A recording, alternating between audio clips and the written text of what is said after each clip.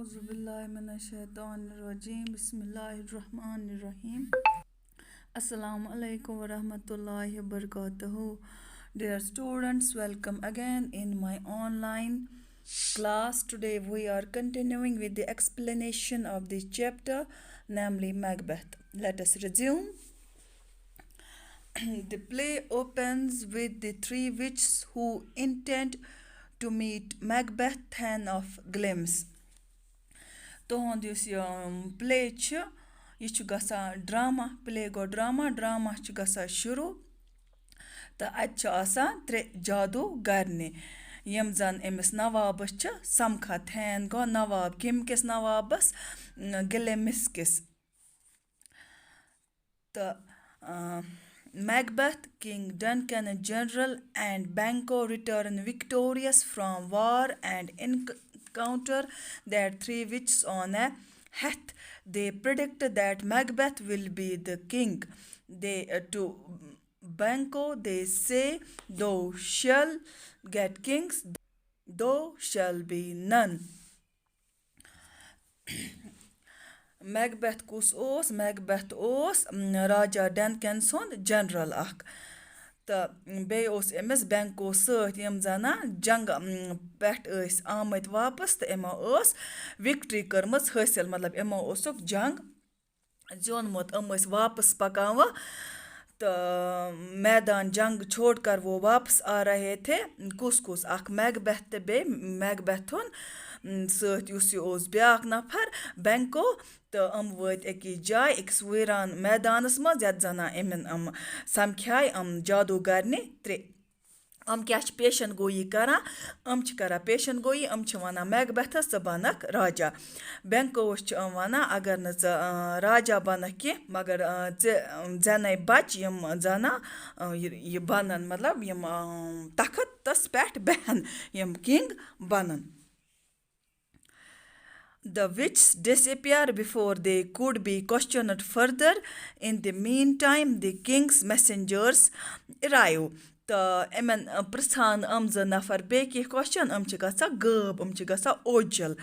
تہٕ یِژھے کالَس کیٛاہ چھِ گژھان کِنٛگ سٕنٛدۍ میسنجٲرٕس چھِ اور واتان کور یَتَتھ زَنا یہِ Macbeth تہٕ بیٚیہِ بینکو اوس ٹھہریٛامُت ییٚلہِ جنگ زیٖنِتھ ٲسۍ آمٕتۍ تہٕ میسیج کیٛاہ چھِ واتان Macbethَس چھُ میسیج چھِ واتان زِ یہِ Macbeth is to receive the title and possessions of Thane of Cawdor, who has proved a traitor in the rebellion and is under sentence of death. Macbeth ہسا چھِ کَرُن حٲصِل گژھِ Macbethَس ٹایٹل بیٚیہِ گژھٮ۪س جیداد حٲصِل مطلب یہِ بَنہِ نواب کَمیُک تھین آف کاوڈر یُس زَنا یُس ثٲبِت اوس گوٚمُت یہِ اوس اکھ بغاوت کَرن وول مطلب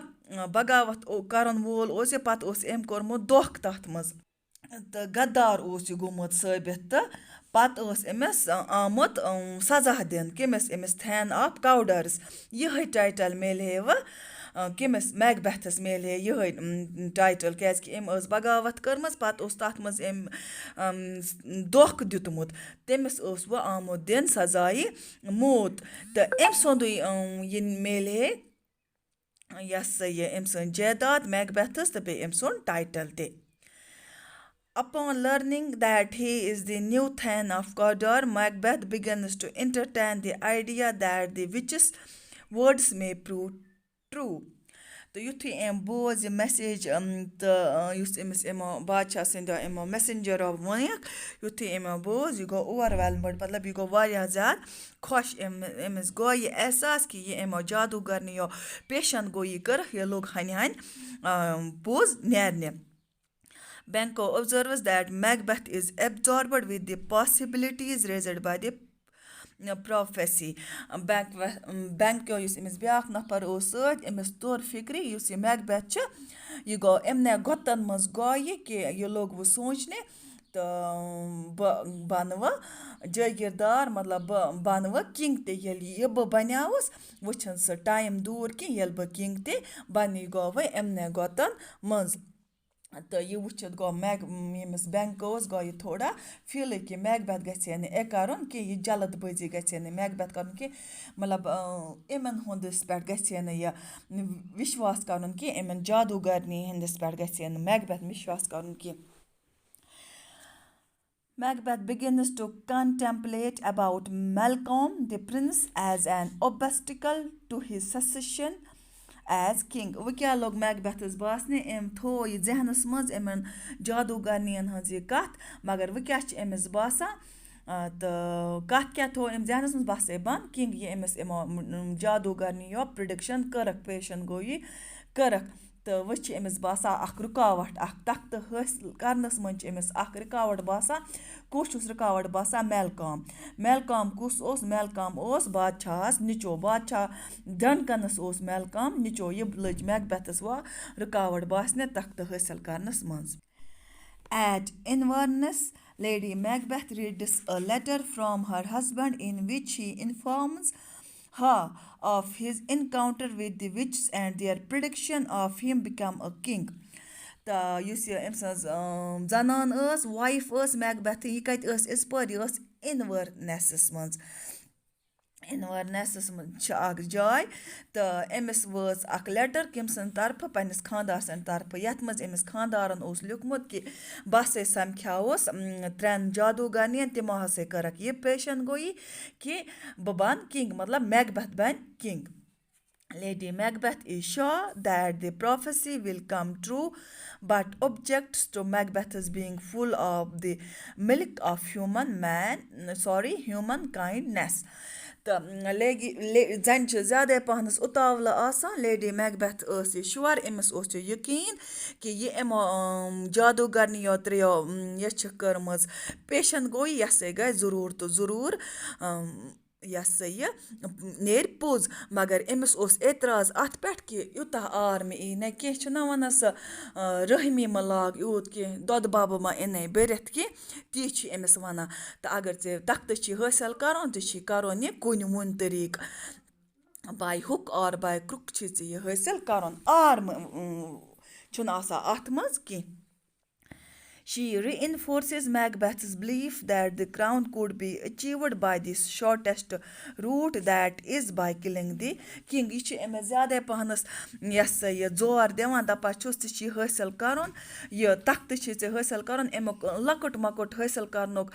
وے چھِ طریٖقہٕ چھِ کہِ اَسہِ چھُ بادشاہ مارُن اَسہِ گژھِ یہِ تختہٕ حٲصِل مگر ساروِیو کھۄتہٕ زیادٕ چھِ shortest way to achieve the crown is by killing the king اَسہِ گژھِ یہِ تختہٕ حٲصِل مگر امیُک آسان طریٖقہٕ چھُ اَسہِ چھُ بادشاہ مارُن میکبٮ۪تھَس تہٕ میکبٮ۪تھی زنانہِ کوٚر وۄنۍ پٕلان بادشاہ مارنُک.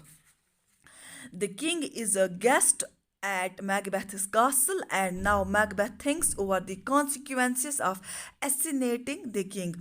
وۄنۍ کیٛاہ کوٚر یُس یہِ بادشاہ چھِ یہِ چھِ آمُت میکبٮ۪تھ سُنٛد محل خان چھِ یہِ اور آمُت مہمان بٔنِتھ وۄنۍ چھِ سونٛچان یِمو چھُکھ پٕلان کوٚرمُت آلرٔڈی أمِس کِنٛگَس مارنُک مگر میکبٮ۪تھ چھِ مردَس چھُ توتہِ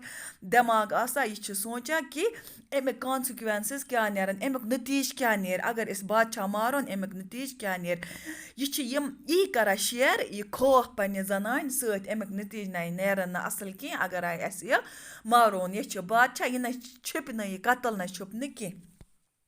He shares with his wife the fear of proceeding further. أمِس چھُ خوف گژھان واریاہ زیادٕ پٲدٕ أمۍ برونٛٹھ کَرٕہَن یہِ کاروٲیی دِہَن انجام یہِ چھِ پنٛنہِ وایفہِ سۭتۍ یہِ خوف کَران شِیر بہٕ چھُس کھۄژان اَتھ نیرَن نہٕ رِزَلٹ نیرَن نہٕ اَتھ صحیح کینٛہہ وَنان چھِ میکبٮ۪تھ پنٛنہِ زنانہِ. لیڈی میکبٮ۪تھ رِٹوٹٕس باے کالِنٛگ ہِم اَ کَوٲڈ.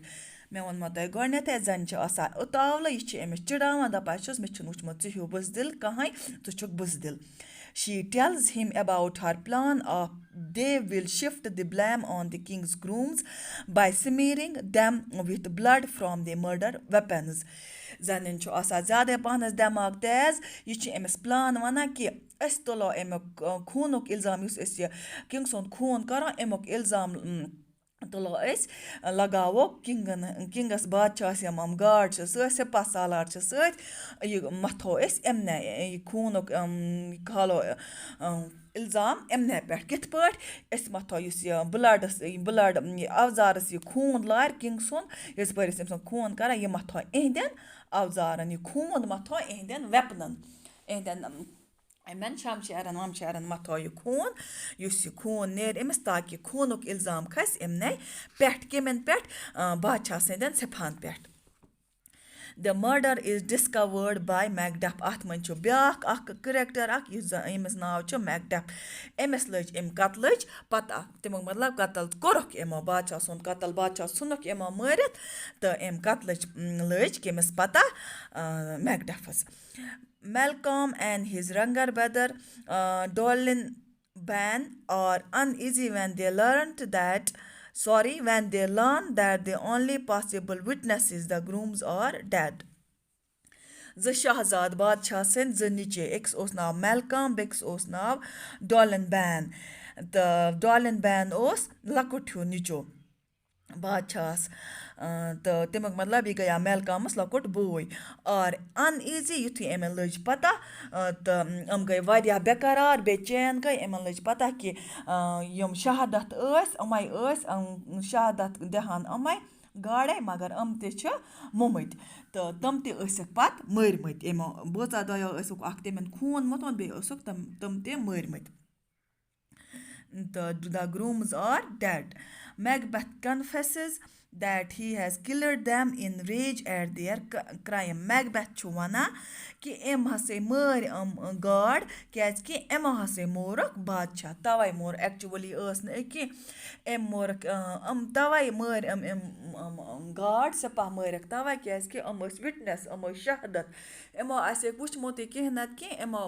मरक तवै ताकि खून खस एमने बह वन खून कोरक एम वयो तो पत मर मर मे the two princes escape from Scotland at Macbeth assumes the crown. तो यम शहजाद बादशाह से नीचे खूज गई अत चल अत बचाए तो इहसो कॉन्स्पिरियसो निश तो चल अत स्काउटलैंड पे चल तो मैकबेथन कोर तख्त हासिल यह बड़ लेसन आज गो युतुई मजीद परो इंशाल्लाह सुबस till then stay home, stay blessed. Assalamu alaikum.